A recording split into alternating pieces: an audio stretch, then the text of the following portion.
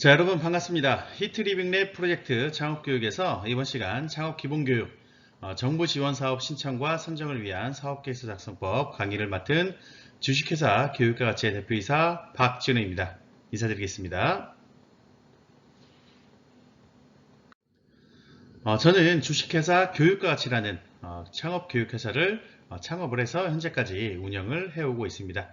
저도 창업진흥원과 같은 다양한 이런 유관기관에서 평가위원, 심사위원으로 등록이 되어서 다양한 평가활동을 하고 있는데요. 이번 시간에 사업계획서 작성에 대한 부분을 이야기 드리면서 저 말고도 다른 우리 심사위원분들께서 어떠한 것들을 좀 중점적으로 보시는지 좀 다양한 제가 봐왔던 사례들도 말씀을 드리면서 여러분들께 좀 도움이 되는 시간 되도록 준비를 했습니다.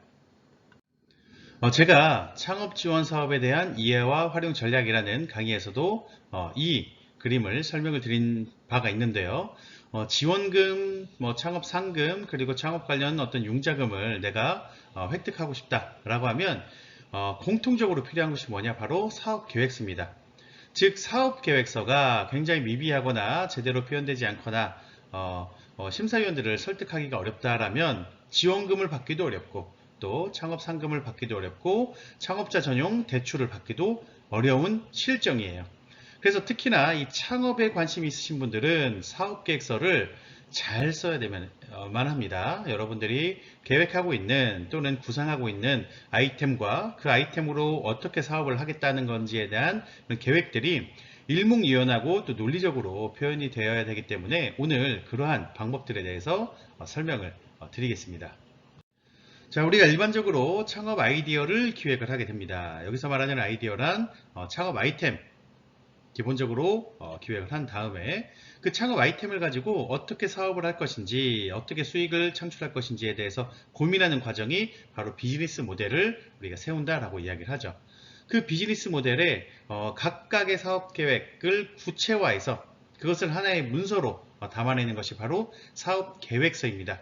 그래서 여러분들은 아마 머릿속에 나름대로의 창업 아이디어가 있을 것이고 그 창업 아이템을 개발한다라고 가정을 하면 이것을 가지고 우리가 어떻게 수익을 창출하고 어떻게 우리 기업이 생존해 나갈까 나름대로 좀 뼈대를 구축을 해 놨다면 그것에 대한 구체적인 계획을 세우시는 바로 이 사업계획서 작성 이 파트에도 여러분들이 이제 진입을 하신 겁니다. 그래서 여러분들이 작성을 하신다면 어떻게 작성을 해야 되는지에 대해서 말씀을 드릴 텐데요. 또 우리가 대학생들이니까 사업계획서의 작성 목적과 용도에 대해서는 기본적인 이해를 좀 하고 넘어가시면 좋겠습니다. 사업계획서는 체계적인 사업 준비를 위해서도 필요하고 그리고 시뮬레이션 내가 창업을 해서 이제 사업을 영위해 나간다라고 하면 각각 다양한 상황에서 다양한 이슈들이 발생을 하겠죠. 그래서 그러한 것들을 우리가 사전 점검하고 미리 예측해보고 하는 그러한 활동들을 창업 시뮬레이션이라고 합니다. 사업 계획서를 작성하면서 즉 간접적으로 시뮬레이션 활동을 하겠죠. 그리고 세 번째가 제3자에 대한 설득 자료로서 쓰인다. 제가 여러분들께 쉽게 이해를 돕기 위해서 예로 들어서 어떤 이야기들을 많이 설명을 하냐면 우리가 창업 또는 사업을 한다고 하면 누가 먼저 가장 걱정을 하거나 말릴까요? 아마도 여러분들의 가족분들일 겁니다. 그러니까 여기서 말하는 제3자는 사실 가족도 포함이에요. 내가 사업을 한다고 할 때 말로써, 그러니까 구두로서만 설명을 하는 것은 굉장히 비효과적입니다. 그래서 가족에게도 그들에게 나의 사업 아이템을 설명하고 설득하려면 사업 계획서가 필요하고 또 제3자에 대한 설득 자료니까 여기서 말하는 제3자는 일반적으로는 뭐 심사위원분들, 예비 투자자들, 또 잠재적인 고객들 그리고 뭐 은행권의 그런 대출 담당자들 다 포함이에요. 즉 그들을 설득시킬 때 내가 말로써 하는 것은 굉장히 비효과적이기 때문에 하나의 체계화된 문서로서 즉 사업계획서죠. 사업계획서를 제출해서 설명을 해야 됩니다. 그리고 말 그대로 사업에 대한 소개 자료이기도 하죠. 즉 이 사업계획서는 창업 지원금을 받기 위해서 어쩔 수 없이 작성해서 지출해야 된다 라고만 생각할 것이 아니라 사실 창업 전부터 창업한 이후까지 저는 감히 폐업 전까지라고도 말씀을 드려요. 폐업 전까지 지속적으로 작성해서 그것을 가지고 내 사업에 좀 활용을 해야 되는 필수 활동이다라고 저는 정의를 내립니다. 이러한 사업계획서는 창업자가 기업을 설립하고 자신의 사업을 지속적으로 성장, 발전시켜 나가고자 하는 그런 구체적인 계획을 합리적, 체계적으로 기술한 하나의 문서이자 계획서입니다. 창업에 우리가 일반적인 4대 요소를 창업자 또는 창업팀, 창업 아이템, 창업 장소, 창업 자금 이러한 것들로 이야기하지만 또 누구에게, 즉 고객이겠죠. 그리고 어떻게, 언제, 그리고 얼마를 벌 수 있을까 등등의 내용들이 포함이 됩니다. 그래서 다시 한번 사업계획서에 대해서 좀 정리를 해서 말씀을 드려보면 사업계획서는 내가 아니라 남을 위한 것이 되어야 돼요. 그래서 남을 설득해야 됩니다. 여기서 말하는 남은 아까 말씀드린 것처럼 기본적으로는 이제 심사위원들, 투자자들, 고객들인데 그 남을 설득해야만 내가 다양한 지원 사업에 선정이 되어서 그러한 혜택을 받거나 도움을 받을 수가 있는 거죠. 그래서 내가 잘 아는 것이 중요한 게 아니라 남이 나의 사업 계획에 대해서 쉽게 이해하고 공감하고 설득 될 수 있도록 작성을 하는 것이 중요하겠죠.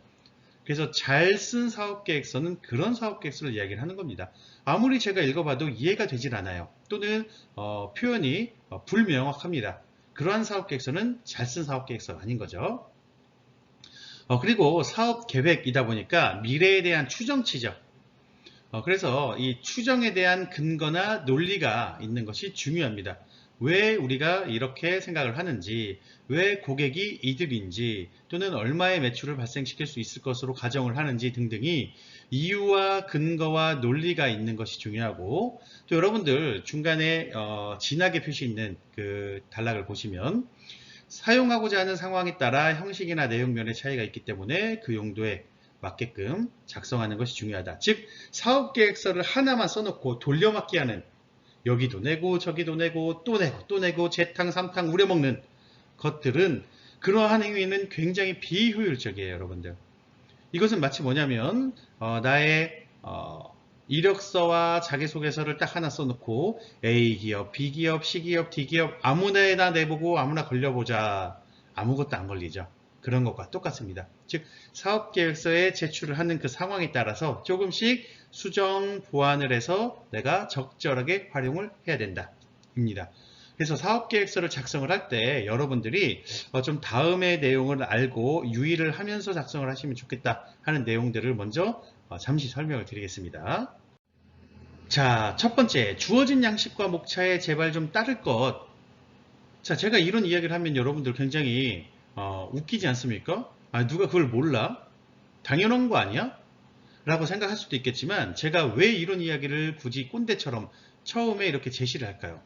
정말 놀랍게도 저희가 평가를 하다 보면 주어진 양식이 아니라 본인이 이제 어디서 자기가 이제 예전에 써놨던, 또는 본인이 편하다고 생각하는 양식이겠죠.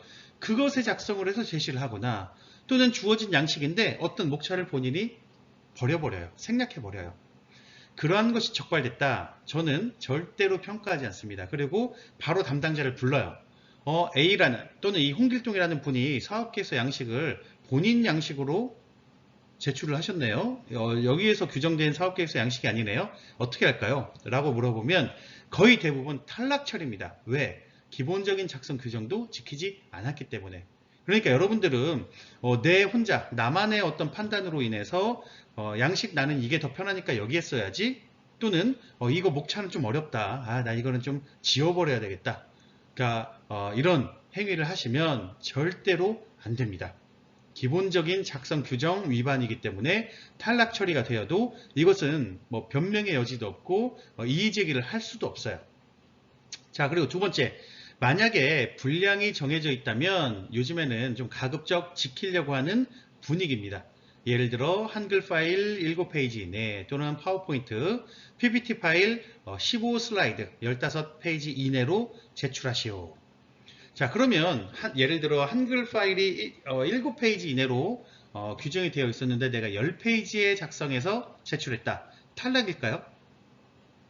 자, 사실 그렇진 않습니다. 10페이지로 제출했다고 해서 탈락하는 경우는 저는 아직 못 봤습니다. 그런데 간혹가다 또 이런 분들이 계세요. 한글 파일 7페이지 이내라고 제시가 되었는데도 불구하고 한글 파일이 25페이지 정도, 너무 두꺼워요. 제가 이제 평가를 하려고 보니까.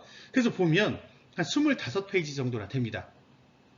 자, 그러면 이러한 경우에 제가 또는 다른 심사위원이 이분을 탈락 처리합니다. 왜냐하면 기본적인 규정을 너무나 크게 어겼기 때문에. 그러면 이분은 기본적인 규정도 모르시고 작성을 하실 때 본인의 어떤 의사에 따라서 너무나 많은 양을 제시를 했다. 즉 나를 떨어뜨려도 좋다. 함정을 스스로 판 거예요. 꼬투리 잡힐 만한 행동을 우리가 할 필요가 없습니다. 실제로도 제가 이제 그런 적이 있습니다. 너무나 많게 혼자 길게 작성을 해서 제가 다른 심사위원분들에게 이분 탈락 처리하겠습니다. 7페이지 기준인데 혼자 20몇 페이지 제출을 했습니다. 라고 했을 때 저에게 이의 제기를 하는 분들이 없으세요. 아, 그래도 내용을 읽어보고 이분을 평가해야 되지 않느냐 라고 하는 분들이 없고 대부분 공감을 합니다. 즉 내가 나 혼자 꼬투리를 제시하는 그러한 꼴이 되면 안 되겠죠. 그래서 기본적으로 분량이 좀 정해져 있다면 가급적 좀 7페이지면 그래도 10페이지 이내 정도로 PPT 파일 15슬라이드면 20슬라이드 이내로 그래서 가급적 지키려고 노력을 하시는 그러한 습관이 필요하시고요. 그리고 사업계획서에 이제 각각의 목차를 보시면 그 용어가 있는데 각 항목별로 제시되는 가이드라인이 분명히 있습니다. 왜냐하면 초보자들을 위해서 이런 내용을 쓰시오 하고 가이드라인이나 키워드가 밑에 제시가 되기 때문에 초보자라면 가이드라인대로 따라서 작성을 하시면 됩니다. 예를 들어서 이제 위에 있는 것처럼 제품 서비스의 개발 방안에 대해서 작성하시오 라고 되어 있죠. 이때 제품이나 서비스가 지금 어느 정도 개발이 되었습니다. 즉 구현 정도를 제시하거나 또는 제작 소요기간이나 제작 방법에 대해서 제시하거나 추진 일정에 대해서 제시하시오라고 빨간 글자 또는 글자의 그 기울기 표시 있죠. 기울어진 글자로 인해서 이러한 것들에 대한 힌트를 제공을 합니다. 어려운 분들은 이렇게 가이드라인을 힌트 삼아서 이런 내용을 포함하라는 거구나 생각을 하시고 이러한 것들의 내용을 제시를 하시면 되겠고요. 또 네 번째는 제시되지 않은 항목도 필요할 때 적절하게 포함을 시켜라. 예를 들면 아이템 소개나 비즈니스 모델 같은 것들인데 제시가 안 되었느냐? 사실 제시가 되지만 용어의 차이 때문에 헷갈리시는 분들이 계세요. 아이템 소개는 당연히 제시가 되어야 되는데 우리가 뒤에서 보게 될 사업계획서의 그 양식에서도 아이템 소개라는 용어가 없습니다. 그러니까 초보자분들이 여기에서 이제 미끼를 확 물어본 것이죠. 아이템 소개가 아니라 아이템의 목적 및 필요성이라든지 다른 이야기 위주로 전개를 해 나가요. 그러면 저희가 사업계획서를 다 평가해 보면 그래서 아이템이 도대체 뭐지? 애매한 경우가 있습니다. 이러한 경우가 대부분 아이템이 무엇이다라고 명확하게 소개를 하지 않은 경우들입니다. 그리고 대부분의 사업계획서에는 반드시 비즈니스 모델이 포함이 되어야 돼요. 우리가 이것을 어떻게 만들어서 어떻게 판매를 함으로써 수익 창출을 하고 우리가 지속적으로 사업을 해 나갈 것입니다 라고 하는 전반적인 계획을 우리가 사업의 그 비즈니스 모델이라고 해요. 그러니까 이러한 그 용어가 명확히 제시가 안 되어 있다 하더라도 이 두 개 항목만큼은 어느 사업계획서에나 포함이 되어야 되는 부분들이기 때문에 우리가 적절한 곳에 배치를 시켜야 된다. 그러니까 용어의 차이가 있을 뿐이지만 사업계획서의 구조는 거의 유사합니다. 이 함정에 빠지시면 안 되고요.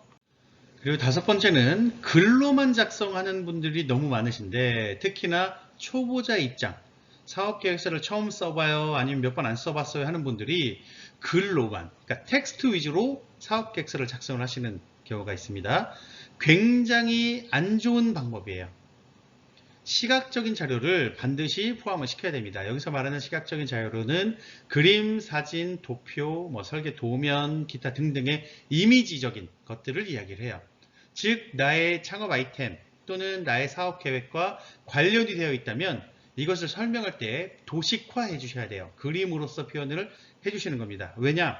100번 듣는 것보다 한 번 보는 것이 낫기 때문이에요. 이유가 있습니다. 왜냐하면 심사위원분들이 이러한 사업 내용을 예전에 보신 적이 없는 경우도 있어요. 왜? 요즘에 우리 창업자분들이 굉장히 색다른 아이디어를 많이 기획을 하시기 때문에 기존에는 없었던 개념이죠. 그래서 이것을 쉽게 파악하고 이해를 하시려면 글보다는 이 설명과 관련된 그림 같은 시각적인 어떤 도식이 있어야 되고, 또 심사위원분들은 대체로 연령대가 40대, 50대, 즉 좀 중장년분들이 많으세요. 그러니까 그들의 이해를 돕고자 한다면 글보다는 그림이 훨씬 더 좋겠죠. 그래서 여러분들이 글로만 작성해서는 절대 안 된다. 그리고 여섯 번째는 사업계획서도 문서죠. 문서의 기본 중에 기본은 뭐냐? 편집입니다. 편집. 제목 한 줄만 위에 있고 나머지 본문은 다음 페이지에 내려가 있는 경우는 뭐 엔터 또는 스페이스 한번 잘못 눌러서 다음의 내용들이 다 뒤로 밀린 경우죠. 그래서 이러한 것들의 현상은 좀 없어야 된다. 즉 문서 편집은 기본 중에 기본이니까 좀 제발 좀 신경을 써보자 라는 부분입니다.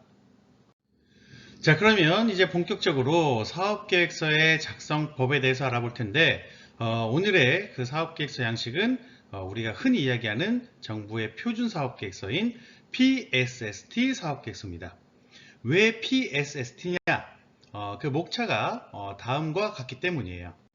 즉 문제인식에서 출발을 합니다. 프로블럼이죠. 그래서 창업 아이템의 개발 동기 및 창업 아이템의 목적과 필요성. 그다음에 두 번째가 실현 가능성, 솔루션입니다. 창업 아이템의 개발 및 사업화 전략, 그리고 창업 아이템의 시장 분석 및 경쟁력 확보 방안. 그리고 세 번째가 성장 전략으로서 스케일업이죠.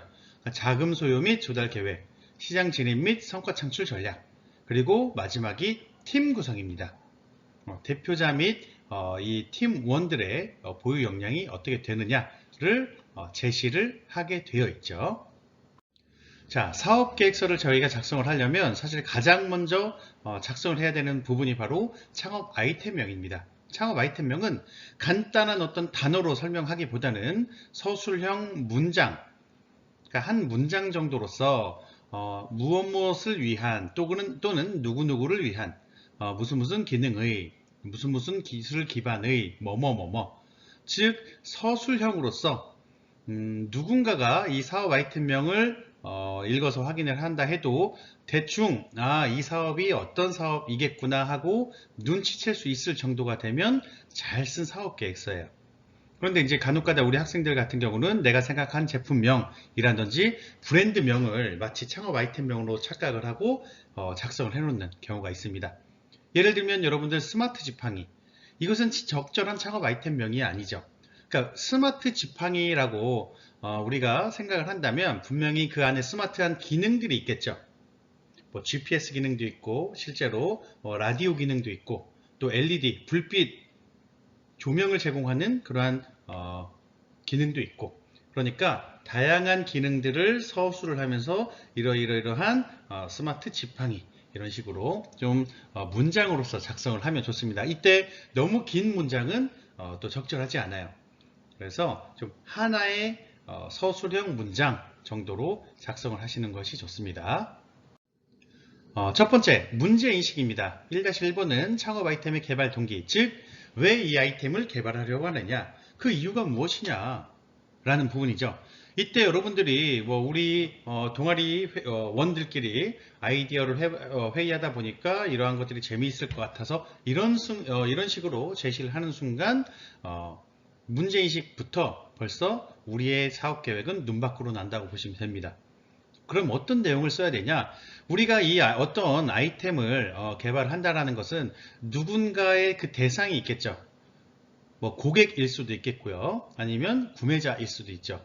이러한 것들이 없었기 때문에 또는 있지만 이런 기능을 제공하지 않았기 때문에 이러이러한 점이 불편했거나 또는 좋지 않았다라는 어떤 포인트가 있을 거고, 우리가 이것을 개발한다고 하면 이들이 이러한 면에서는 더 편리할 것이다, 좋을 것이다, 또 긍정적인 방향으로 바뀔 것이겠죠. 그러한 내용을 써주셔야 됩니다. 또는 저희가 예를 들어 이러이러한 전공자들인데 이러한 공부와 실습과 다양한 활동을 하다 보니까 우리가 나름대로 관련 경험이나 노하우가 쌓여서 더 좋은 제품을 개발 또는 뭐 기획하게 되어서 시작을 하게 되었습니다. 즉 개인적인 동기로 보면 우리의 업력, 그 다음에 전공, 전문성이 있어서 기타 등등이고, 외적 동기로 보면 요즘 소비자들이, 요즘 고객들이 이러한 것들을 이제 원하거나 또는 이러한 고객 니즈가 있다는 것을 우리가 캐치를 해내서 그들을 위한 제품을 우리가 기획을 하게 되어서 우리가 창업을 하려고 합니다. 즉 개인적 동기나 외적 동기, 그러니까 이 부분은 사실 창업 이 사업 계획서를 접하는 거의 첫인상 같은 부분이기 때문에 사실 굉장히 중요합니다. 그리고 이때 여러분들이 좀 염두에 두실 부분들은 너무 일반적인 이야기를 길게 작성하는 팀들이 있어요. 예를 들어서 1인 가구가 증가함에 따라서 뭐 1인 가구가 어쩌고 지금은 너무나 일반적인 이야기죠. 그래서 1인 가구가 증가를 함에 따라서 우리가 이런 아이템을 개발을 하게 됐다. 그때 1인 가구 증가에 대한 이야기를 너무 길게 쓰기보다는 그 아이템에 대해서 집중을 하시는 게 낫고, 또 반려동물을 키우는 사람들이 많아짐에 따라서 이것도 일반적인 이야기죠. 그러니까 그 부분을 너무 많이 담지 마시고, 그래서 진짜 그 속 이야기, 그러한 것들로 사업 계획을 작성을 하시는 겁니다. 만약 이 부분이 여러분들이 어려우시다면 남의 아이템을 가지고 한번 우리가 연습을 해봅시다. 여러분, 그 바른자세 규정 서포트 체어, 일명 커블 체어입니다. 누가 광고를 하죠? 예전에 이제 선수였고 지금은 이제 방송인이 되신 손현재라는 광고 모델이 커블 이런 식의 광고를 합니다. 자, 이 의자가 개발된 동기를 우리가 역으로 한번 생각을 해보세요. 왜 이 의자가 개발되었을까? 사람들이 다양한 의자에 앉아서 생활을 하게 되는데 자세가 바르지 못하니까 체형의 변화가 일어나거나 문제가 생기죠. 그래서 이 의자를 하나의 의자로 사용하는 게 아니라 기존에 사용하던 의자 위에 이것을 올려놓고 여기에 앉으면, 그러니까 바른 자세를 교정해주는 용도로, 그러니까 서포트적인 역할을 하는 거죠. 그래서 여러분들이 이 제품을 개발한 사람이라고 치고 이것을 왜 개발했는지를 정리를 하다 보면 좀 감이 잡힐 거예요. 또는 이 커블 체어 이 홈페이지를 들어가서 이 제품을 어떻게 소개하고 있는지 그 내용을 좀 보시면 여러분들도 좀 감을 잡으실 수가 있을 겁니다. 자, 1-2번 창업 아이템의 목적 및 필요성. 자, 여러분들 여기에서가 이제 우리가 주의해야 될 것들이 있습니다. 창업 아이템이 무엇인지 소개도 안 한 상태인데 목적 및 필요성을 이야기해라. 이상하죠? 그래서 이 부분은 사실 창업 아이템이 우리의 아이템이 무엇이다 라고 먼저 제시를 해 주셔야 됩니다. 정의를 정확하게 내리고 이것이 왜 무엇 때문에 필요한지를 작성을 해 주셔야 돼요. 그래서 첫 번째로는 가장 중요한 것이 무엇이냐면 우리 아이템에 대한 자세한 소개입니다. 그리고 이때 우리 아이템을 아까 말씀드린 것처럼 텍스트, 글로서만 설명을 하는 그러한 방법은 굉장히 비효율적이고 절대로 하지 말아야 할 기술이에요. 그러면 어떻게 표현을 하라는 거냐? 그림, 제가 시각적으로 아까 표현을 하라고 말씀드렸죠. 그래서 이 부분에 대해서 설명을 드리겠습니다. 자, 여러분들 우리의 아이템이 만약에 제품이라고 가정을 한다면 어떻게 표현을 해야 될까요? 위에 제시된 샘플처럼 제가 여러분들이 이제 날씨가 좋은 경우에 일명 그 가스 버너 브루스타죠. 그리고 여러분들이 불판, 고기 불판을 가지고 야외에 나가서 고기도 구워 먹고 이렇게 소풍을 갈 텐데 그때 여러분들이 사용하는 불판이 세라믹 소재로 만들어진 것들이 많아요. 세라믹 소재는 여기서 이제 그 고기를 구우면 뭐 원적외선이 나와서 뭐 맛도 좋고 기름기도 뭐 제거를 하고 이런 뭐 다양한 장점도 있지만 단점은 강한 열에 약하다고 해요. 그래서 강한 열에 오래 노출이 되면 갈라짐 현상이 있습니다. 그래서 저는 이 세라믹이라는 소재를 일반적인 불판으로 만드는 것이 아니라 비비탄과 같은 볼 형태로 만들어서 그것을 꿰어서 하나의 불판으로 조립하는 식으로 개발을 하려고 합니다. 라고 설명을 한다면 여러분들이 지금 감이 오실까요? 도대체 뭘 어떻게 하겠다는 거야? 이해가 잘 안 가시죠? 그래서 제가 이렇게 글로만 쓰는 것이 아니라 이것을 나름대로 도면을 가져와서 설명을 한다. 자, 100번 제가 말하는 것보다 여러분들이 그림을 한번 보는 게 훨씬 이해가 빠르게 잘 되시죠. 이때 하나의 그림보다는 두 개, 세 개 조금 다른 다양한 도면을 제시를 하면 아마도 이러한 사업계획서를 보는 제3자가 훨씬 더 쉽게 이해를 하기가 좋을 겁니다. 지금 여러분들이 보셔도 그렇죠. 즉 제품이라면 반드시 설계 도면과 같은 시각적으로 제시할 수 있는 자료가 같이 제시가 되면 훨씬 더 좋답니다. 여러분들이 만약에 직접적으로 어떤 컴퓨터 프로그램을 써서 디자인할 수 없다 하더라도 친구의 도움을 받거나 아니면 파워포인트로 기본적인 우리가 좀 작업을 할 수가 있죠. 뭐 포토샵처럼 여러분들이 좀 전문적인 작업을 해도 좋지만 그렇지 못하는 상황이다라면 우리가 파워포인트라도 활용을 할 수가 있습니다. 제품인 경우에는 그래도 도면 같은 것들을 제시를 하면 되기 때문에 나름대로 좀 쉬운 편이에요. 지금 보이시는 이 나름대로 직접 그린 이 도면도 작년에 제가 만났던 어떤 예비 창업자분의 아이템에 대한 시각적인 자료인데 본인이 직접 펜으로 그리신 거죠.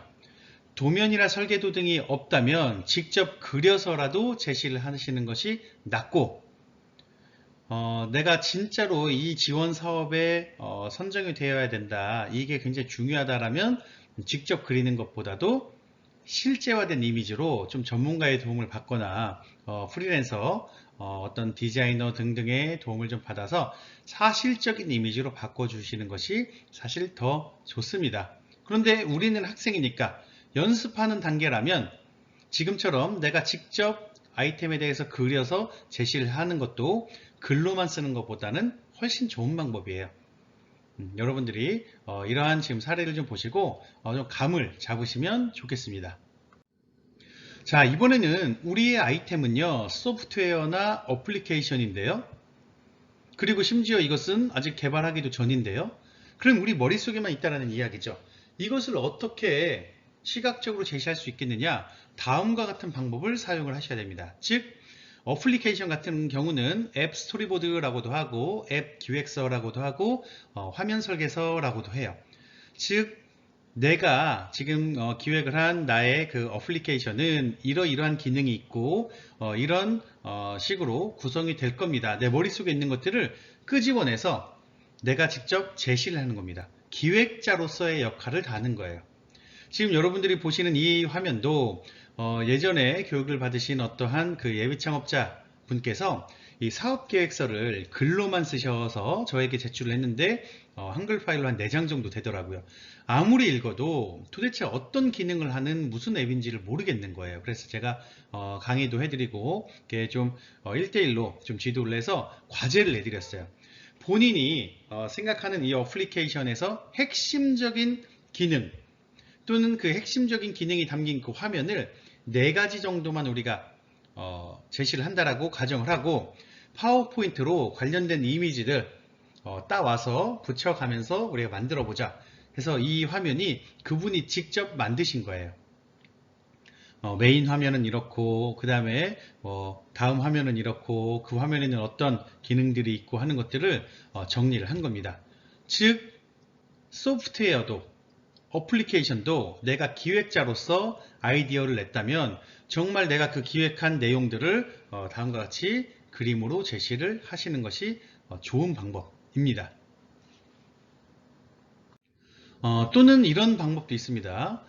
우리의 어플리케이션 또는 우리의 소프트웨어 등등이 고객들에게 전달이 되어서 그러니까 사용이 되는 상황, 그래서 최종적으로는 고객들이 우리 것을 통해서 얻는 것, 할 수 있는 것 등등을 다음과 같이 시각적으로 표현하는 방법도 있습니다. 이러한 것들을 우리가 서비스 개념도 또는 서비스 흐름도라고도 해요. 마찬가지로 이것도 누굴 위한 거냐? 내가 아니라 제3자를 위해서 이야기를 하는 겁니다. 왜? 우리가 하고자 하는 이 사업계획의 내용을 쉽게 잘 이해를 할 수 있도록 우리가 도와주는 거죠. 이러한 그림을 통해서.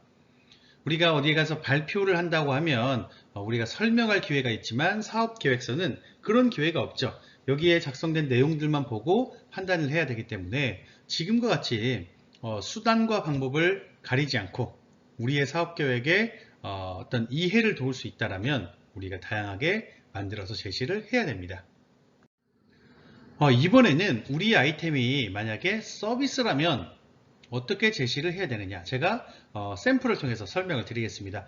서비스의 내용과 범위 등을 시각적인 자료와 함께 제시를 하셔야 돼요. 다음과 같습니다.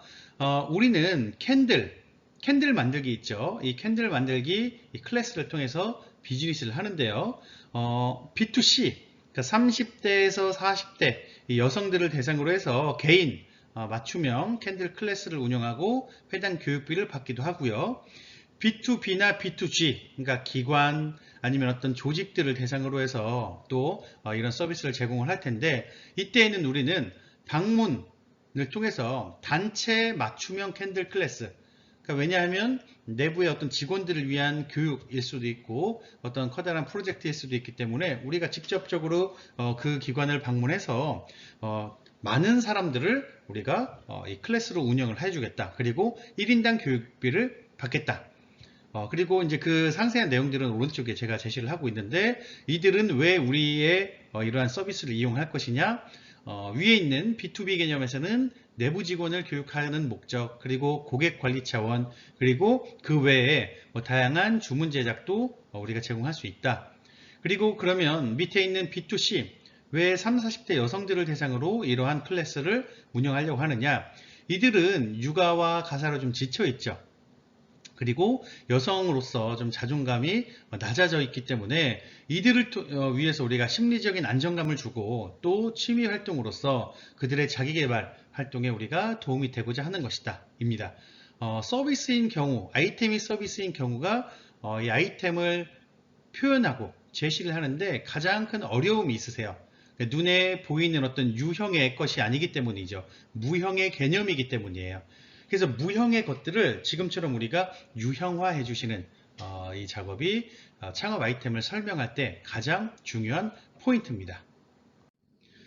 또 때에 따라서는 지금과 같이 몇 분 정도의 과정인지, 무엇을 하는 것인지, 또는 최종 결과물이 어떻게 되는 건지 등등에 대해서도 제시를 해준다면 이게 어떠한 서비스구나, 고객들이 이것을 이용하면 이러이러한 것들을 최종적으로 얻게 되는구나, 그래서 과정에 대해서도 설명해주고 결과물에 대해서도 설명을 하실 수가 있으셔야 됩니다. 자, 이번에는 두 번째 실현 가능성입니다. 2-1번 창업 아이템의 개발 및 사업화 전략. 그러니까 만들고 개발을 한 다음에 그것을 판매를 하면서 사업을 해야 되겠죠. 그러한 것들에 대해서 물어보는 항목으로서 먼저 아이템의 개발, 즉 자체 제작을 할 것이냐, 외주 제작을 할 것이냐, 또는 현재 제품이나 서비스의 구현 정도가 어느 정도 되느냐. 자, 자체 제작이라고 한다면 어떤 팀원이 어떤 핵심 역량이 있길래 개발을 하고 있는지 제시할 필요가 있고, 외주 제작을 한다면 특히 어떤 기업과 우리가 협업을 해서 또는 계약을 해서 이러한 부분을 우리가 지금 만들고 있습니다. 또는 어느 단계에 와 있습니다. 그리고 제작 소요 기간은 어느 정도로 예상하고 있습니다. 라는 것들을 좀 구체적으로 명시를 할 필요가 있습니다. 그리고 두 번째는 사업화 전략인데, 우리가 사업화 전략이라고 말하는 그러한 단어가 나오면 비즈니스 모델을 떠올리시면 됩니다. 즉, 그 아이템을 가지고 어떻게 비즈니스를 할 건지, 어떻게 만들어서 어떻게 팔면서 어떻게 수익을 창출하겠다라는 것인지에 대한 전반적인 계획을 우리가 비즈니스 모델이라고 합니다. 이때 비즈니스 모델도 도식화, 즉 그림으로 표현을 해서 제시를 하는 방법이 최근에는 가장 널리 쓰이는데, 그 방법은 다음과 같습니다. 제가 여러분들께 비즈니스 모델 도식화 방법 중에서 가장 쉽고 여러분들이 이해하실 수 있을 만한 그 샘플인 직방 또는 다방과 같은 이 부동산 중개 플랫폼 사례를 가지고 왔습니다. 자, 이 직방이라고 하는 이 어플리케이션은 그림상에서 보시면 오른쪽에 부동산 업자들과 저희 같은 일반 고객들, 소비자 등을 들을 대상으로 해서 비즈니스를 하고 있구나를 아실 수가 있죠. 이때 중요한 것은 여러분들, 비즈니스라고 하는 것은 기브 앤 테이크입니다. 그러니까 누구에게 무엇을 주고 무엇을 받는지, 즉 우리의 사업에서 관련이 되어 있는 각각의 사업 주체들이 있을 텐데 그들에게 우리는 무엇을 주고 무엇을 받습니다. 라고 하는 것들을 화살표로서 그림을 그려주고 그 화살표가 무엇을 의미하는지를 키워드나 적절한 짧은 문장으로 설명을 하는 방법이 있습니다. 지금은 제가 이제 여러분들께 수업용으로 퀴즈를 내느라고 물음표로 작성을 해놨지만 이 부분은 실제로는 그 화살표가 의미하는 바를 텍스트로 제시를 해야 되는 부분이고요. 그리고 수많은 이 화살표가 왔다 갔다 하는 이 관계 속에서 어느 부분이 우리에게 수익이 창출되는지 어디가 우리가 돈을 버는 그러한 그 구조인지를 제시가 되어야 됩니다. 자, 여러분들 보시면 이 직방이라고 하는 이 앱은 부동산 업체들에게 무엇을 줄까요? 화살표를 따라가 봅시다. 수많은 그 매물에 대한 것들을 우리 앱에 올려주죠. 그래서 고객들이 볼 수 있도록 해줍니다. 그러니까 그러한 서비스를 제공하는 거죠. 그러면 우리 부동산 업자들은 이 직방에게 그에 대한 가격을 지불을 해야 되겠죠. 그러면 저희 같은 고객들은 이 직방이라고 하는 앱이 저희에게 무엇을 줄까요? 또는 저희는 그들로부터 무엇을 얻을 수 있을까요? 수많은 그 매물에 대한 정보를 저희는 이 모바일 스마트폰을 통해서 손쉽게 집에서 정보를 획득할 수 있죠. 그러니까 정보를 저희는 받아볼 수가 있습니다. 그럼 저희는 무엇을 줄까요? 무료 어플리케이션이죠. 그리고 회원가입을 안 해도 되죠. 저희는 무엇을 주느냐? 다운로드를 해서 사용을 합니다. 그런데 이 어플리케이션의 가치를 인정받는데 가장 큰 역할을 하는 것이 바로 다운로드 수죠. 그러니까 유저의 확보 수입니다. 즉 우리가 돈을 내는 건 아니지만 우리도 이 어플리케이션의 다운로드 수를 높이는데 기여를 했어요. 그러니까 저희도 그것을 이제 준 거죠. 그리고 이제 부동산 업자들과 저희 같은 경우에는 제가 이제 어떤 집을 선택을 했다 그러면 이제 거래가 일어나니까 저는 뭐 중개 수수료를 내고 또 부동산 업자들은 저희에게 그 집을 중개해 줌으로써 저희가 1년, 2년 동안 거주할 수 있도록 그런 문서 같은 것들을 마련을 해주는 거죠. 그래서 여러분들이 지금과 같이 내가 비즈니스를 이 아이템으로 한다고 하면 이런 주체들에게 이것을 주고 그들에게 이것을 받고 그러니까 기브 앤 테이크의 그런 그 관계를 그림으로 표현을 해주시면 됩니다. 자, 여러분들 아까 제가 우리의 아이템이 어플리케이션이라면 어플리케이션의 대표적인 화면을 4개 정도는 보여줘야 된다 라고 했는데 그때 당시에 그 대표님, 예비 대표님이 만드신 비즈니스 모델이에요. 이분이 제가 아까 말씀드린 것처럼 처음에는 모든 사업 계획을 글로만 작성하셨는데 수업을 들으시고 또 본인이 연습하시고 일부 도움을 받으시면 누구나 이렇게 다 만드실 수가 있습니다. 우리의 어플리케이션, 우리의 플랫폼은 누구에게 무엇을 주고 무엇을 받고 어디에서 우리에게 수익이 창출이 되는지가 명확하게 나오죠. 여러분들도 안 해보셔서 그런데 몇 번의 연습만 거치면 누구나 하실 수가 있습니다. 또 다른 사례로는 여러분들 크몽이라고 하는 그 전문가의 재능 거래 플랫폼 알고 계실 텐데요. 크몽이라고 하는 이 플랫폼도 결국에 재능 판매자들, 즉 전문가들과 그 재능을 필요로 하는 구매자들을 중개해 줌으로써 누구에게는 무엇을 주고 무엇을 받는지가 명확하게 나오죠. 그러니까 이 거래의 액수의 20%가 이 크몽의 수익으로 가는 구조인 겁니다.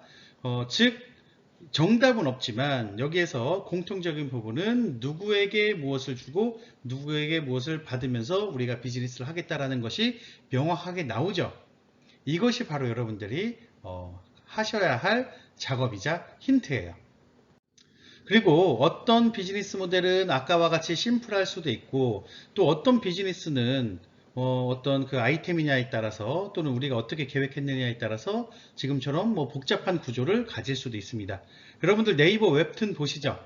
네이버 웹툰의 비즈니스 모델이 지금 보이시는 도식인데 아까와는 조금 다르게 좀 복잡하죠. 즉 아이템마다 또는 사업마다 이렇게 복잡한 구조를 가질 수도 있지만 결국에는 화살표를 통해서 무엇을 주고받는지가 명확하게 표현이 되고 있습니다.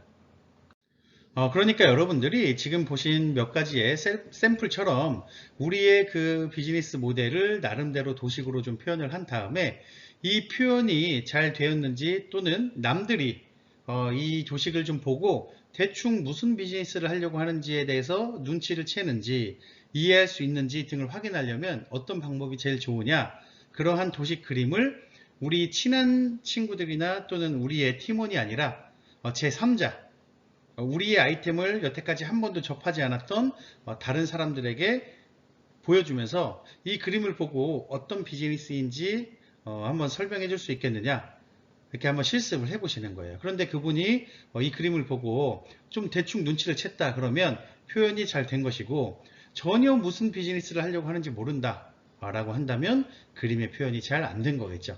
그래서 여러분들이 추후에는 이렇게 연습하는 방법도 있기 때문에 좀 활용을 해보시면 좋겠습니다. 그러면 이러한 비즈니스 모델을 이제 우리가 세웠는데 추진 일정이라는 것이 있어야 되겠죠. 그래서 언제부터 언제까지는 우리가 이러이러한 과업들을 해내겠다. 이때 중요한 것은 만약에 어떤 우리가 창업 지원 사업에 신청을 해서 선정이 된 상황이라면 그 기간이 정해져 있습니다. 그래서 협약 기간 내에 일정을 제시를 해주시면 됩니다. 2021년 10월부터 2022년 9월까지라고 한다면 그 기간 안에 무엇을 하겠다 라고 제시를 하시는 건데 이 부분은 사실 어려운 부분은 없습니다. 그래서 중요한 추진 내용 위주로만 작성을 해주시면 되고 그 기간 안에 작성을 하시는 거니까 뭐 누구나 작성하시는데 어려움은 없겠죠. 자, 여러분들 2-2번은 창업 아이템의 시장 분석 및 경쟁력 확보 방안.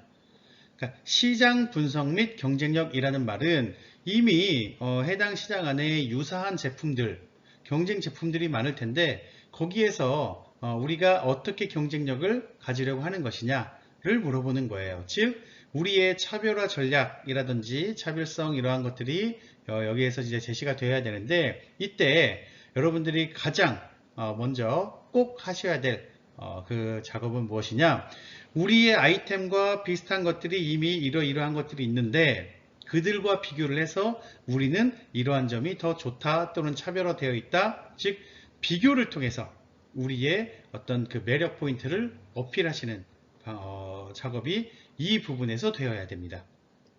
자, 사람과 여러분들 사람을 비교하면 굉장히 기분 나쁜 일이죠. 그런데 창업 아이템은 전적으로 비교급이에요.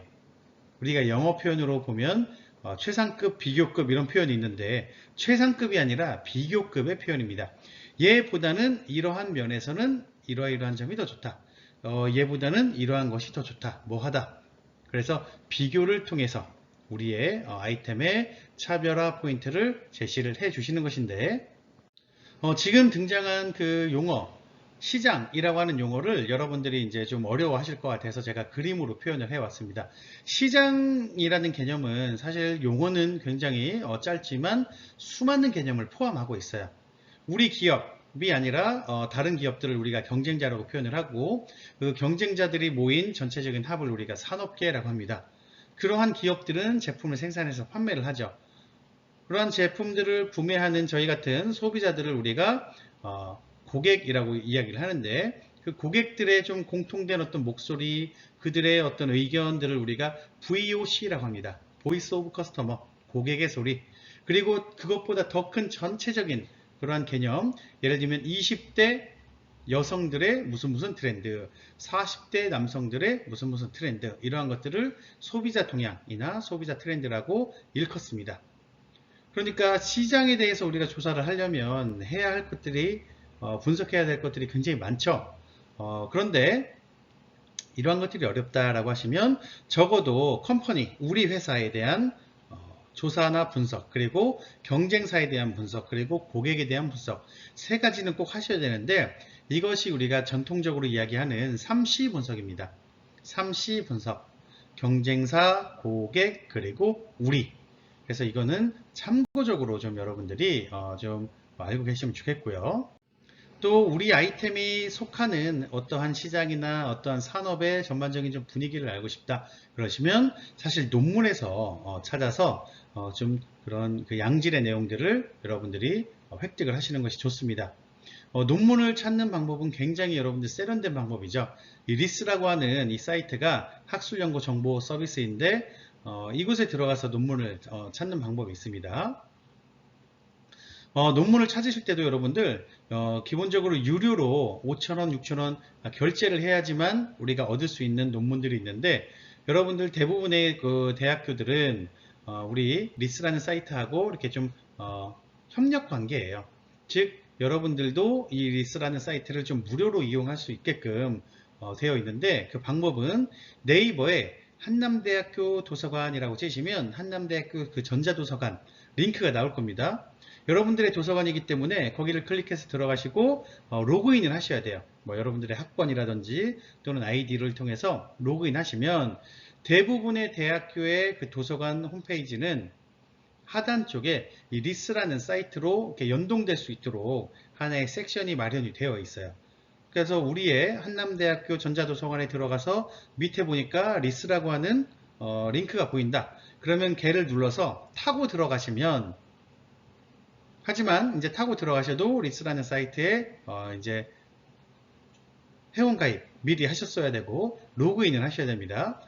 이렇게 이제 이 과정을 통해서 리스를 들어가시면 아까는 유료였던 논문이 이제 무료로 다운로드 받으실 수가 있어요. 그런데 이제 어떤 논문은 우리가 아무리 뒤져봐도 유료밖에 없다. 무조건 결제를 해야지만 볼 수 있다 하는 논문은 저자가 그렇게 이제 설정을 해놓은 겁니다. 어쩔 수 없이 그러한 논문이 꼭 필요한 사람은 유료로 결제를 하고 봐야 되겠죠. 이것은 그냥 하나의 좀 팁으로서 여러분들이 꼭 창업이 아니어도 실제 사회생활을 할 때 다양한 자료를 찾을 상황이 생기실 텐데 논문을 찾아보듯하는 그러한 습관이 굉장히 도움이 많이 될 겁니다. 그래서 참고적으로 말씀드렸고요. 다시 우리 창업 아이템의 그 차별성, 경쟁력 등을 제시하는 방법으로 돌아와서 말씀드리면 이것도 조사를 한 다음에 다음과 같은 표로 제시를 하시는 방법이 가장 일반적으로 많이 쓰입니다. 경쟁 제품 비교표라고도 하고 뭐 어플리케이션을 비교한다고 하면 경쟁 어플 비교표라고도 합니다. 예를 들어서 제가 굉장히 가벼운 어떠한 그 고무 소재로 런닝화를 만들려고 하는 사람이다. 그러면 저는 어떤 회사의 어떠한 제품들과 비교를 하면 좋을까요? 예를 들어서 나이키 에어맥스 90 가격은 9에서 13만원대 제품의 특성은 이러이러한 거 또는 기타적인 내용. 그런데 기타 시장 점유율 같은 경우는 잘 나오는 자료가 아니에요. 그러니까 제품의 특성을 그냥 나눠서 장점과 단점으로 그리고 제품의 사진도 제시를 하시고 한 세 가지, 네 가지를 이렇게 비교하시다가 맨 마지막에는 누구의 아이템에 대한 소개가 나와야 될까요? 당연히 우리 아이템에 대한 소개가 나와야 되겠죠. 우리는 이러한 것들에 비해서 이러한 특징이 있다. 가격대는 이 정도로 개발하려고 하는 것이다. 그렇게 해서 비교를 통해서 우리 아이템의 매력 포인트를 어필을 해 주셔야 됩니다. 그리고 우리의 아이템이 만약에 어플리케이션이라면 기존에 이제 유사한 앱들이 있겠죠. 그 앱들의 현재 다운로드 수까지 이렇게 좀 조사를 해서 작성을 해주시면 됩니다. 자, 세 번째는 성장 전략. 특히 3-1번은 자금 소요 및 조달 계획입니다. 우리가 창업 활동을 할 때 어느 정도의 돈이 들어가고 이 돈을 어떻게 조달하겠다. 그리고 그 돈을 어떻게 사용하겠다라는 계획들이 이 부분에 해당이 됩니다. 그리고 특히 우리가 어떠한 정부 지원 사업에 신청하는 사업계획서를 작성을 한다면 그 지원 사업에서 제공하는 최대 지원금 약 1억 원, 예를 들어서 1억 원이라고 한다면 1억 원을 우리가 확보했다고 가정을 하고 그 돈을 어떻게 사용할 것인지를 보통 작성을 하죠. 그리고 그 돈을 어떻게 사용할 것인가에 대한 그 기준, 가이드라인은 지원 사업마다 다 제시가 되기 때문에 그러한 기준표를 보시고 작성을 하시면 됩니다. 자, 예를 들어서 2021년 초기 창업 패키지 사업화 자금 안내, 이 돈은 이러이러한 용도에 쓰시오 라고 하는 어떤 공고문이 있다면 이것을 기준으로 작성을 하시면 됩니다. 그러니까 내가 관심 있는 그 지원 사업은 여러분들이 확인을 하신다면 그 공고문에 대부분 그 사업화 자금을 이렇게 쓰시오 라고 그 용도가 정해져 있어요. 그래서 그러한 것들 위주로 작성을 하시면 돼서 이것도 사실 어려운 부분은 없습니다. 하지만 이 돈을 이 부분에 이 정도를 사용할 계획이다 라고 할 때 현실적인 금액을 우리가 좀 조사를 해서 제시를 하시는 것이 좋겠죠. 앱 개발해놓고 뭐 200만원, 300만원을 작성하시는 팀들이 있는데, 실제 여러분들이 사실 그 앱 개발사와 미팅을 하다 보면 어플리케이션 개발이 수백이 아니라 수천만원이 들어가는구나 라는 것을 아실 수가 있습니다. 즉 현실성이 안 맞는 거죠. 200만원, 300만원은 전혀 현실적이지 않은 금액이기 때문에 여러분들이 좀 디테일하게 알아보시고 현실적인 액수를 적으시는 것이 좋습니다. 그리고 정부의 지원금에서는 창업비의 이 사업비의 구성 이 비율이 나오는데, 아까 제가 예를 들어 1억 원을 지원해 준다라고 하는 지원 사업이 있다 하더라도 대부분 정부 지원금을 한 70% 정도만 줍니다. 1억 원이라고 해놓고 왜 70%만 줘? 7천만 원만 줘? 나머지 30%는 그 창업기업에서 내시오인데, 그것을 30%를 현금으로 낸다고 하면 너무나 큰 돈이죠. 그래서 이것도 비율이 나눠집니다. 현금은 10%, 현물은 20%. 현금은 말 그대로 정말 그 현금 돈을 이야기합니다. 우리가 1억 원이라고 이제 그 정해졌다라고 하면 정부 지원금이 70%니까 7천만 원이 나오죠. 그리고 우리는 1천만 원을 현금으로 제출을 해야 됩니다. 그러면 나머지 20% 현물에 대해서는 어떻게 하느냐? 밑에 여러분들 나와 있죠. 대부분 현물은 창업기업 대표자의 인건비 정도로서 우리가 흔히 퉁칠 수가 있습니다. 인건비가 내가 한 달에 200만 원인데 10개월 그러면 벌써 2천만 원이죠. 대부분 대표자의 인건비나 아니면 이 사업에 꼭 필요한 어떤 설비나 기기인데 내가 미리 사놨다. 그러니까 이것으로 좀 인정해 달라. 그렇게 해서 현물 처리하는 경우가 있습니다. 그래서 여러분들 만약에 혹시라도 이 부분이 어렵다면 나중에 사업계획서를 작성하시는 단계에서 언제든지 저에게 문의 연락을 주시면 제가 또 자세하게 안내를 드리겠습니다. 자, 대부분 이 정부의 지원 사업에서는 이러이러한 항목으로 돈을 지출하시오라고 정해져 있습니다. 그래서 이러한 것들을 참고하시면 되고, 사업비를 실제로 내가 이제 만약에 지원을 받아서 실제로 사용을 해야 된다. 그런데 궁금한 사항이 있다. 그러시면 반드시 그 직접적으로 담당자에게 문의를 하신 다음에 이런 거에 구입을 해도 되나, 돈을 써도 되나, 안 되나를 확인을 하셔야지만 혹시라도 있을 수 있는 어떤 불미스러운 일을 방지하거나 불이익을 저희가 방지할 수가 있습니다. 3번 성장 전략, 이어서 3-2번은 내수시장 확보 방안입니다. 시장은 내수시장과 해외시장으로 나눌 수가 있는데, 내수시장은 국내 시장이죠. 즉 내가 진입하고자 하는 시장이 어느 시장인가, 그러니까 시장의 규모와 사실 성장성, 그러니까 시장의 규모도 크고 성장하고 있는 시장이면 제일 좋겠죠. 그러니까 시장의 규모나 성장성을 제시하시는 것, 그리고 내가 타겟으로 하는 소비자 또는 고객이 누구인지, 그리고 그들의 수가 어느 정도인지를 추정을 하시는 것, 그리고 뭐 언제 진출할 것인가도 포함이 되고, 또는 수많은 경쟁 기업이 이미 있기 때문에 우리는 이제 후발주자죠.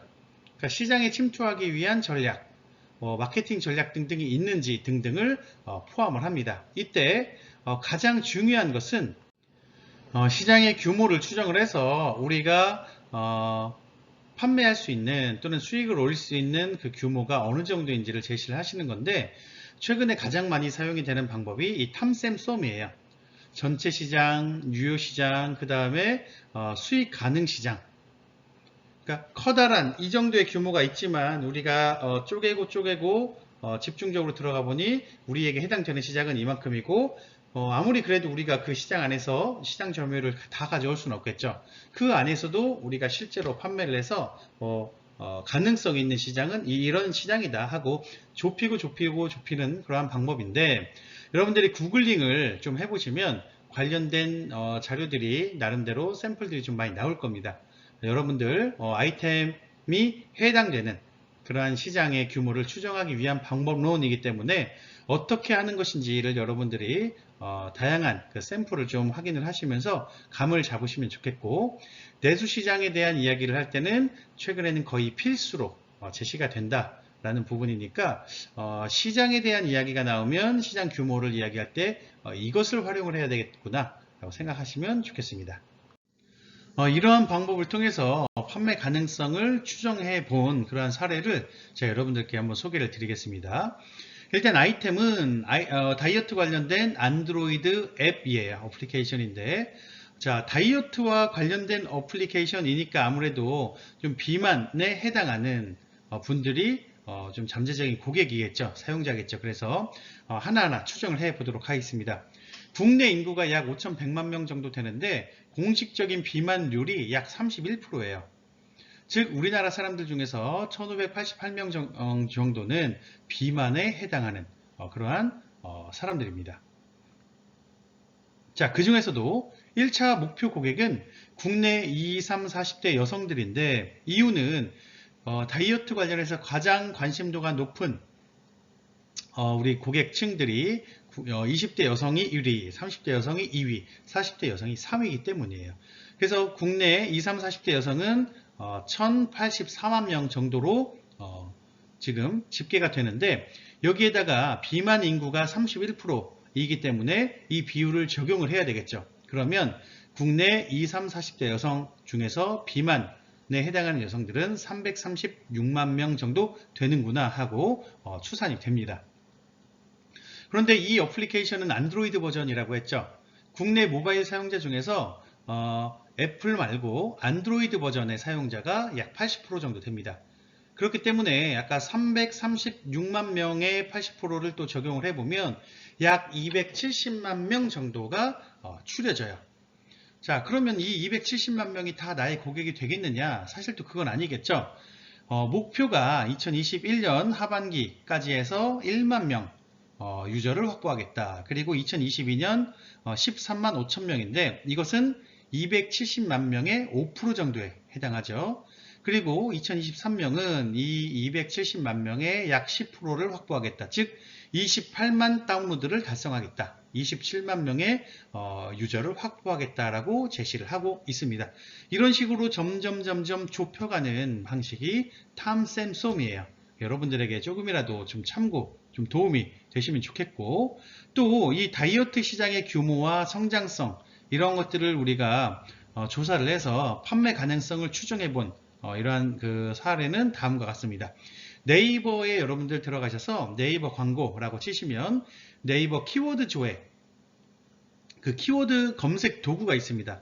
사람들이 이러한 키워드로 얼마나 많이 조사를 했는지 얼마나 관심이 있는지를 우리가 알아보는 건데 다이어트 관련된 키워드로 검색을 해보니까 월간 검색 수가 PC로는 27,000 그리고 모바일로는 17만 1000건 정도가 돼요. 합치면 월 20만 건입니다. 곱하기 12, 12달을 하면 1년에 한 240만 건 정도의 다이어트 관련 조회를 한다는 거죠. 사람들이 그 정도의 니즈가 있다는 것을 데이터로서 신뢰를 좀 주도록 우리가 제시를 하는 겁니다. 그리고 다이어트 경험 여부를 보면 아까 말씀드린 것처럼 20대 여성, 30대 여성, 40대 여성이 1, 2, 3이기 때문에 우리의 핵심 고객이다 라고 이야기를 할 수가 있고 이들이 시도해본 다이어트 방법의 1위가 금식이나 반식 등 식사량 조절 다이어트인데 이 관련 앱이 이러한 기능을 제공하는 앱이에요. 그러니까 이런 그 자료조사 제시를 통해서 우리에게 유리한 우리가 하고자 하는 이야기를 뒷받침해주는 내용들로 구성을 한 거죠. 여러분들이 참고를 삼으셨으면 좋겠습니다. 자, 이어서 내수시장 다음은 당연히 해외시장 확보 방안입니다. 즉 어느 나라에 진출을 하려는 것이냐 그리고 그 가능성이 어떻게 되겠느냐인데 만약에 계획이 없다라고 하면 그냥 해당 없음으로 비워두시면 됩니다. 그런데 해외시장 진출 계획이 없는데도 불구하고 비워놓기가 좀 뭐하니까 괜히 아무 나라나 적어놓는 팀들이 있으세요.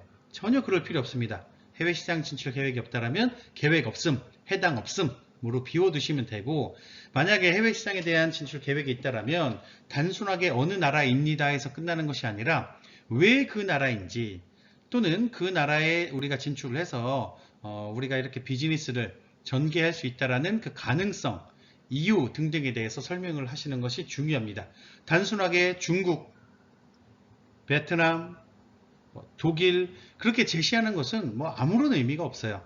왜 그 나라를 우리가 해외 시장 첫 번째 진출 나라로서 계획을 하고 있는지, 국내에서도 새로운 기업이 새로운 제품을 가지고 창업을 해서 성공하기까지가 쉽지가 않죠. 그런데 일반 상식적으로 그것도 어려운데 해외에 진출을 한다고 하면 대부분 많은 그 심사위원들이나 제3자가 볼 때 신뢰하기가 어렵습니다. 그래서 신뢰성을 주는 게 중요해요.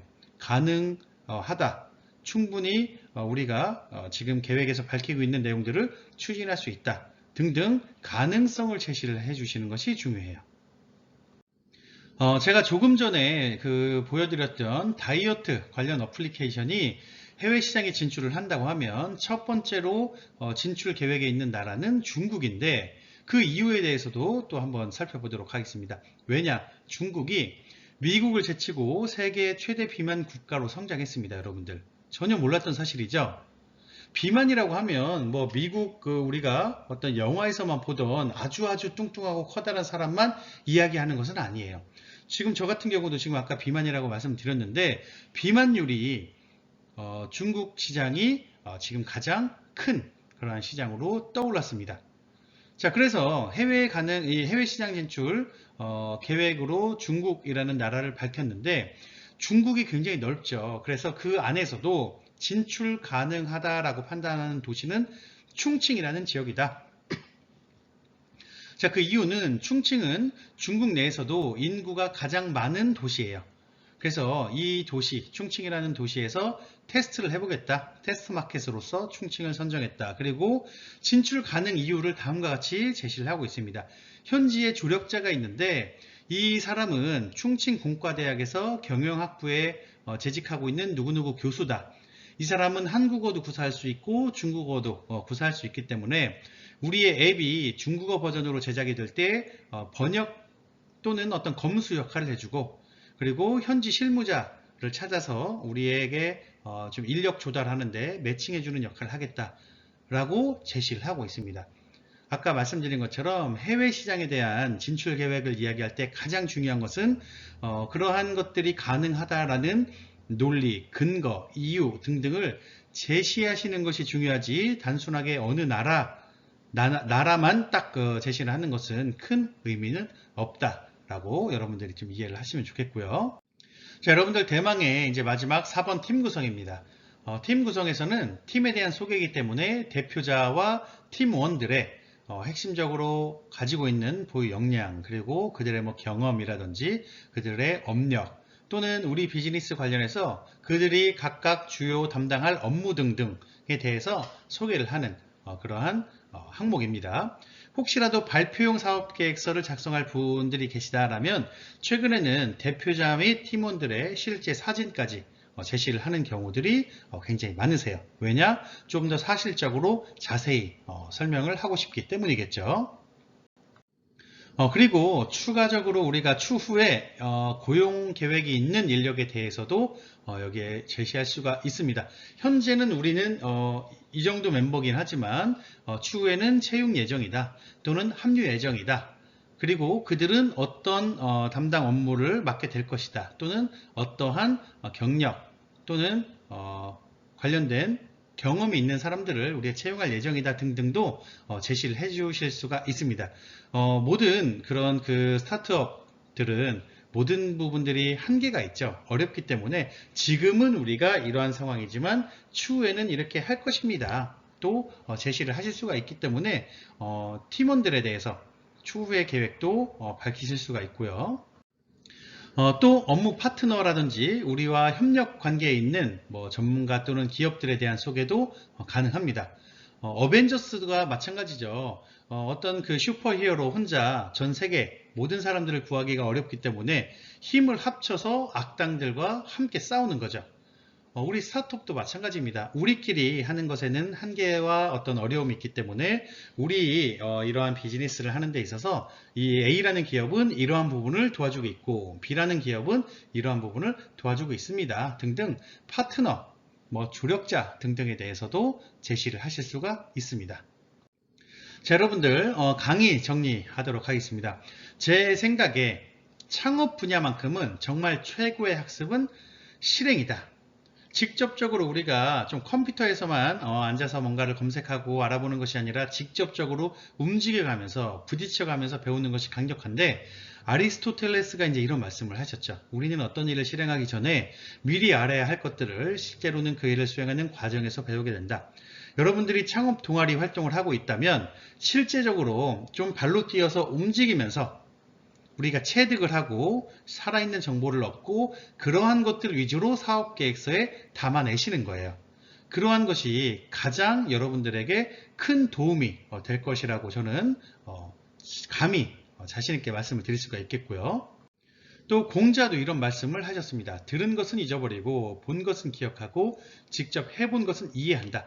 그러니까 여러분들이 발로 뛰어서 직접적으로 배우고 보고 듣고 느끼고 한 것들을 통해서 이해를 한다면 정말 그거 이해한 내용들이 내 것이 될 것이죠.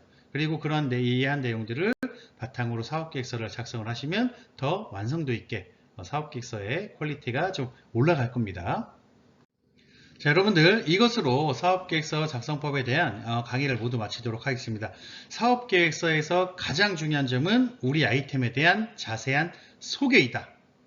그리고 그 소개를 할 때 글로만 설명하는 것은 굉장히 비효율적이고 한계가 있으니 시각적인 자료를 반드시 제시를 하고 크기와 같은 외형적인 특징 또는 기능적인 특징 등등을 글로써, 그러니까 텍스트로서 설명을 함으로써 우리의 아이템을 자세히 소개하는 것이 중요하다 라고 강조를 하면서 마치도록 하겠습니다. 여러분들의 성공적인 창업을 응원을 하면서 이번 시간도 모두 마치도록 하겠습니다. 여러분들 대단히 수고 많으셨습니다. 감사합니다.